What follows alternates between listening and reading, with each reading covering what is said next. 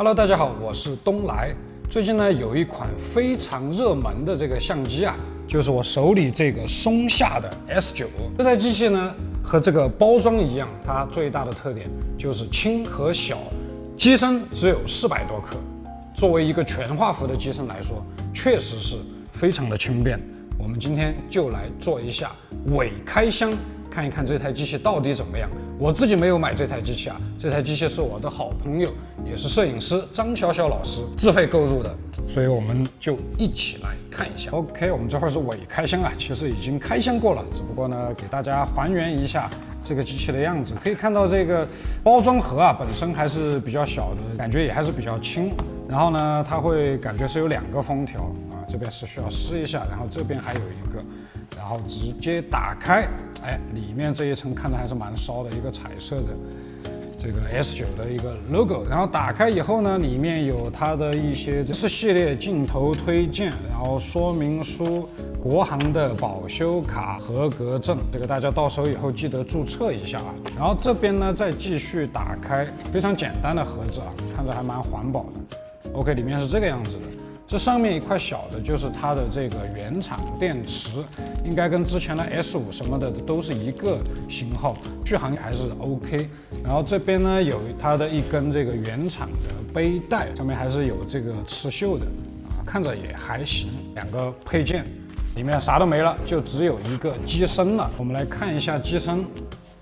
这个机身呢很有意思，它出厂大概有5种不同的颜色选择吧。那我朋友选择的是这个绿色的版本啊，这个颜值确实还是蛮骚的。这个机顶看着真的是蛮薄，这边可以看到有个红色的录制按键，跟之前的这些松下机型也都是一样。拿在手里，哎，感觉确实还蛮轻的。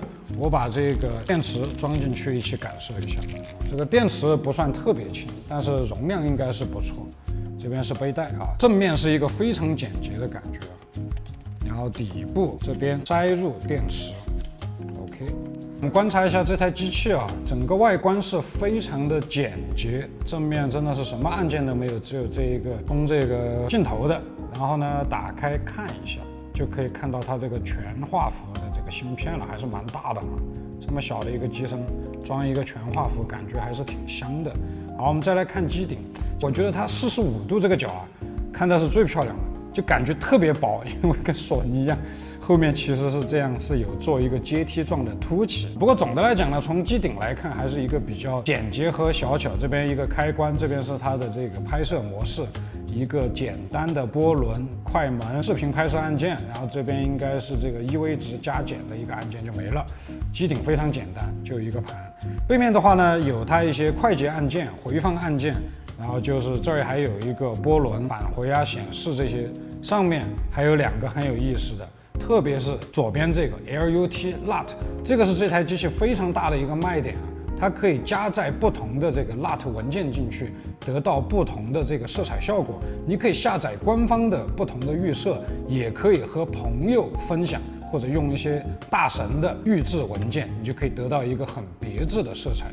所以从背面看也是非常的一个简洁，而且它这个手柄位置做了一个小凸起，这个我觉得还蛮好的。机器很小，但是你这样去握，你这个大拇指放在这儿还蛮舒服。然后呢，也是一个翻转屏，哎，这个样子，翻转屏幕啊，你正常用的话就是这个状态。好，然后呢，也可以用来自拍。对，是这个样子，可以翻转，这个还不错。这台机器之所以这么小这么轻，发现没有一个很重要原因，对吧？这个位置或者说这个位置它是没有取景器的，也就是你拍照的话是只能看这一块屏幕。底部呢也是比较简洁，厦门松下电子信息有限公司，这是一台中国制造的啊。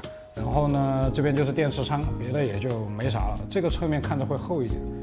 这边看着会薄一点，所以我说还是机顶45度是最漂亮的一个角度。然后这个机器呢，确实很轻，作为一个全画幅，一个可换镜头啊。刚刚说了，第一，它没有这个取景器，然后第二呢，它这个机器它是没有这个机械快门的。看到没？里面啥都没，就直接打开就是芯片，没有机械快门，它只有电子快门。这个东西让我想到了啥？想到了这会儿正在这儿拍摄我的这台索尼的 ZV-11，其实它也是400多克重，然后呢，它是一个纯粹的视频机器，所以有取景器，没有这个电子快门啊。还有一个值得留意，很有意思啊，这台 ZV-11它是有热靴的，这一台机器绝了啊！这个地方打开真的就是一个金属片，里面没有任何的触点或者任何的信号通讯的东西，它一个冷靴。就你是不能把闪光灯放在这儿，你顶多在这儿加一个常亮灯，或者加一个什么别的小配件可以用。这个是让我觉得比较疑惑的地方啊，因为这台 S9啊，它也不是一个纯粹的视频机，这个拍照功能其实占了这台机器很多的比重。机身大概就是这个样子，反正也是有不同的这个颜色选择。整体来说呢，这个我觉得确实还是比较轻便。可能小姐姐会比较喜欢。我朋友还给这个机器啊配了一点很有意思的小配件，我们一起看一下。这个品牌叫做榆木，然后他们家做一些这个木质的这个手柄，看着还不错。一个铝合金的底板，然后呢这边是一个实木的手柄。因为这个机器你看啊，前面光秃秃的，你手握的时候，有可能抓的不是那么的稳。所以呢，这边是可以装一个这样的手柄，而且呢，它这个相当于自己就是带了一个阿卡规格的快装板，对，然后这边也可以不挡，直接上电池都 OK。然后这样握一下，对吧？喜欢这种复古颜值，提升一下手感的，这个确实还不错。好，我看他还搞了些啥。然后我朋友买了一个这个名将的28毫米285.6的一个镜头啊，这是一个徕卡的 L 口，然后呢，它相当于是通过了一个转接环转到了松下的这个 L 口。那么松下这个 L 口，你实际上是可以用徕卡 SL 系列以及这个适马，对吧？这个 L 口的镜头，所以说它其实可以玩的镜头还是蛮多的。当然有些喜欢这种对吧比较小巧机身配这个小镜头的，你确实是这个样子。这跟我续那个镜头的遮光罩很像哈，都是这种拧上去的感觉。OK， 这样就装上去了。镜口镜头很小巧，所以你搭配这么小巧的一个机身，确实感觉还不错。然后呢，它还配了一个很有意思的东西啊。也是这个名将国产的一个28毫米的取景器，对吧？我们刚刚说了，这上面是个冷靴，你装不了闪光灯，那我们就装个这个嘛，直接，对吧？不用看屏幕，直接取景。怎么样？这一套颜值还不错吧？好歹也是一个全画幅，虽然它只有2400万像素，但是作为一个日常使用，我觉得基本上还是没有问题。我觉得这个机器主要就是靠颜值取胜的。我们找了几台都是松下的机身来一起看一下，我觉得还是蛮有意思的。我这朋友还真的就喜欢绿色的这个配色啊，包括这些，这个是一个绿色的视频，然后这边是有一个绿色的贴膜啊，忘了说我们这个贴膜 Boys 的这个 S9的3M 贴膜都已经开发完毕了啊，有需要改色或者说想保护一下机身的朋友，可以去下单贴一下，非常好用。好，我们来看一下这几台松下，非常有意思。我手里这台机器哇，真的是非常的小，这一台是来自松下的这台叫 GM5。非常经典的一个机器，而且你看它这么小，它居然还是一个可换镜头的设计，它是一个 M43这样的画幅，这个真的小，而且这个据说现在也是小红书的这个怎么讲，这个算网红机吧，理财产品的 GM5。然后这边这台松下呢是 GX9，也很经典，我朋友给它贴了一个可乐标，非常有意思。大家知道这个徕卡跟松下呢还是有很多千丝万缕的这个合作关系，所以说里面还是有些很有意思的东西。然后这两台机器我觉得它有个亮点，你看这台机器真的是巴掌大，还没到我巴掌大，它居然是带了这个取景器的，这个我还蛮震惊的。然后这一台 GX9 这取景器也很有特色，看到没？这个太牛逼了，它是可以直接把它立起来，对吧？你在拍一些低角度的时候，确实非常的好用。当然了，这两台机器它都是一个 M43的画幅，你可以说基本上就只有这台 S9的这个一半的大小。好，那我们再来看另外一台这个松下的全画幅机器，这一台呢也算是一个非常经典的，这个当时松下刚刚开始出这个全画幅时候，这个叫做 S5的1代，它也是一个全画幅。